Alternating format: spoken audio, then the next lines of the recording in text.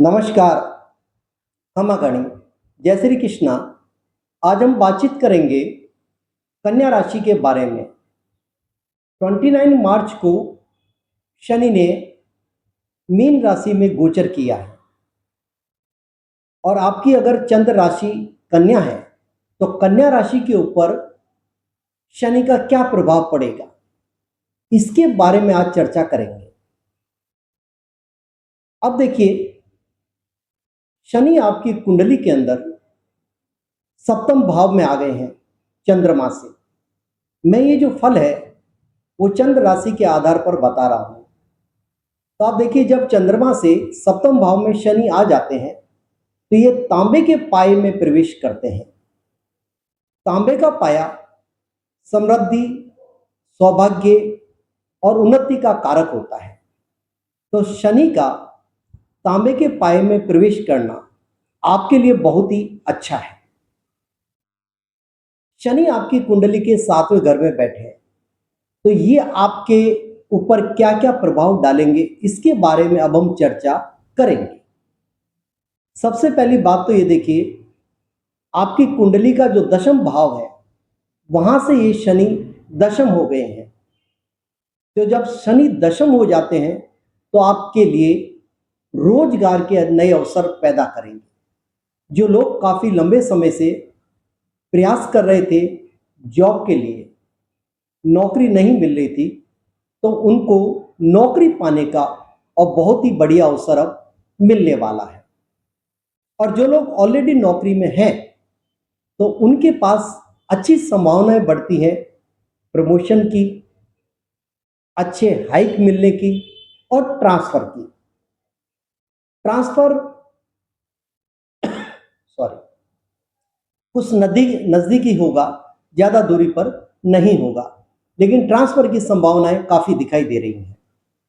अगर आप कोई व्यापार कर रहे हैं तो यहां पर आपके व्यापार के अंदर उन्नति मेरे को दिखाई दे रही है। यानी व्यापार जो है उसका एक्सपांशन होगा, आप तरक्की करेंगे और इसी व्यापार के अंदर आप कुछ ना कुछ नयापन जरूर करेंगे। थोड़ा सा नया परिवर्तन उसमें करना पड़ेगा, तभी आपके व्यापार को नए आयाम मिलेंगे। इसके अलावा आप किसी नए व्यापार की योजना भी बना सकते हैं ताकि अपने बिजनेस को आप एक्सटेंड कर सकें। तो नए व्यापार की योजनाएं भी आपके दिमाग के अंदर आएंगी। एक आपका पैसा जो लंबे समय से अटका हुआ था किसी भी कारण से, तो वो पैसा आपके पास आना चालू हो जाएगा। यानी कुल मिला के अगर मैं देखूं तो नौकरी और व्यापार के दृष्टिकोण से शनि का ये गोचर आपके लिए बहुत ही लाभकारी बनता है। अब आती है हमारे पास व्यापार के बाद में अगली बात पर हम चलते हैं, वो आती है आपके शनि की, कि शनि आपकी कुंडली के अंदर पंचम भाव, जिसे हम बोलते हैं त्रिकोण, त्रिकोण का स्वामी है और सप्तम भाव में आ गया, केंद्र में आ गया है। तो त्रिकोण का केंद्र में ट्रांसफर होना अति शुभ माना जाता है। यानी कि इस समय अगर आप अपनी पढ़ाई के लिए, कोई फर्दर स्टडी के लिए या हायर स्टडीज के लिए कोई भी प्लानिंग कर रहे हैं, वो प्लानिंग आपकी सफल होती हुई दिखाई दे रही है। आप अच्छी पढ़ाई कर सकते हैं। संतान की तरफ से भी आपको अच्छे इंडिकेशन मिलते हुए दिखाई दे रहे हैं। संतान भी आपके लिए बहुत अच्छी रहेगी और संतान की पढ़ाई भी बहुत अच्छी होगी।